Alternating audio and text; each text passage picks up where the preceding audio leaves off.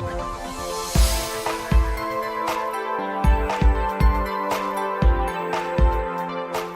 review time. What we got today is the Master Box Limited. This is their kit number 2, MB 72002. It's the 1/72 scale. This is the Mark 1 female British tank, okay, from 1916. Really surprised there isn't more World War I tanks. I don't know why. You'd think they would do them in, you know, as you say, obviously 72nd, there is a few options. 35th, there's a few options, but there's nothing bigger than that either. Just nobody seems to do it. I don't know if that's because technical or just because nobody would want them or anything else, but it's very much, I think, an interesting period. Obviously, tanks completely in their infancy and everything else. Now, this is the female tank, which means it actually has the machine guns. The male has the cannon, and the hermaphrodite one, i.e. both, bits of both, male and female, has machine guns and cannon, so that's how you know. So, what do we got?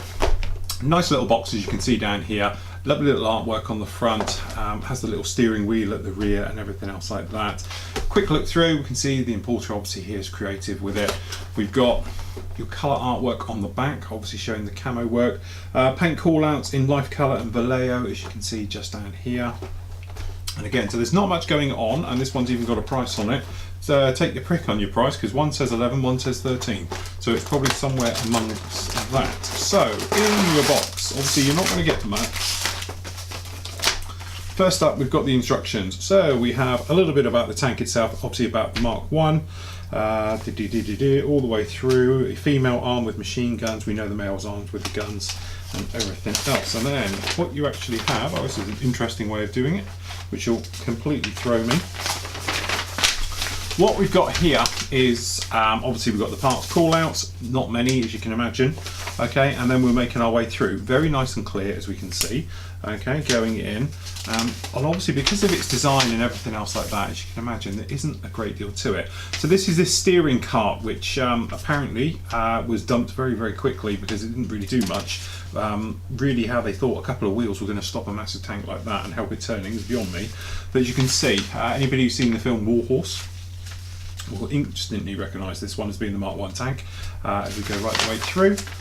Alright, and then as you say, really straightforward. The gun system going on, it's almost like a limited run kit, this one, as in it's very, very basic and everything else. So it'd be interesting to see what the actual parts are like. But if you want something that a little bit different, you know, a little bit out of the way, something that perhaps your friends haven't done or haven't got, then this is definitely for you. So in here we have a few small bags of bits. So what we've got here is a little bit of photo etch, which is going to go for the mesh system, which goes over the top. All right, so we've got this one here, which is very, very thin. You know, photo etch normally isn't that thin. And we have got some nice parts on there as well. A couple of little bits of photo etch down here, but that is uber, uber thin. Very, very thin. And then obviously we've got the diagram about how that goes on. Now, okay, so if we start with the bigger bits first, we can probably bring the camera down just a little bit further, seeing as we're on the bit of the small side today. Okay, so what do we got?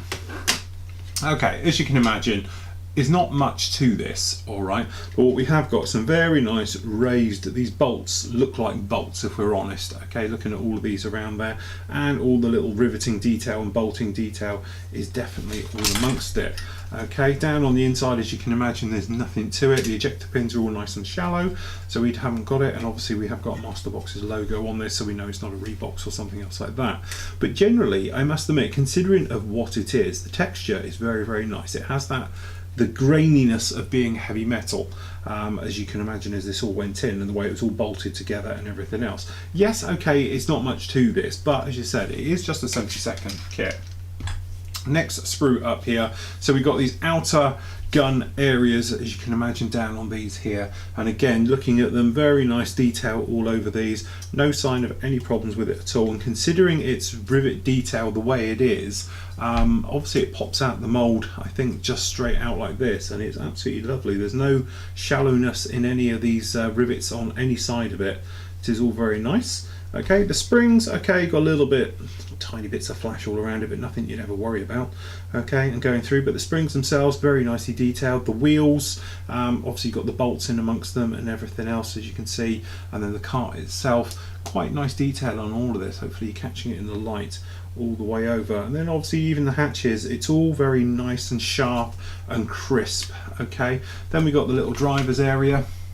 This little guy here, will obviously you'll have the little flaps to go, which are photo etched to go on those, and again looking really, really nice. Yes, there's a little bit of flash around here, as I said, but nothing you would ever worry about. It's all pretty, you know, superficial type stuff. But all the ejector pins are very nicely flat, you know, or slightly sunk, but they're certainly not sticking up or out the way or going to give you any problems absolutely anywhere. Just going to have to be a little bit careful taking the parts off the trees. You know, there's little stress marks in a couple of them already. Okay, but apart from that, absolutely exquisite little bits of detail. And as I said, this is, you know, a quick build obviously, and then you can spend a little bit more time with your painting and your weathering and everything else. And these are your gun turrets, as you can see, and nothing really to worry about with those. That's pretty straightforward. Now it falls apart. Okay, rubber tracks, never a fan of them anyway, okay, but when they're like this, it does make you wonder.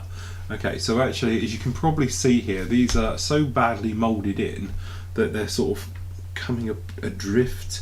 As I say, because they're the way I presume they've come out of the mould and shrunk back and everything else, I think you're going to have to heat these up a little bit just to get them to play ball. When you warm these up, a little trick you can do with it is to actually stick them in hot water, okay, and then lay them flat out, and they tend to sort of keep their shape a little bit better. But you might be able to see down in here the way that it's put on is pretty crude, but we are talking about a, you know, just over £10 kit, so you're not going to be expecting to get anything in there. But certainly the tracks, they just look to be a little bit crude and wobbly and everything all over the place. So there we go, that's really about it for this one. As I said, not much to it, but certainly if you're in the mood for a 1/72 scale World War I tank, and certainly, you know, with the anniversary coming up, it's definitely going to be a must for most modelers.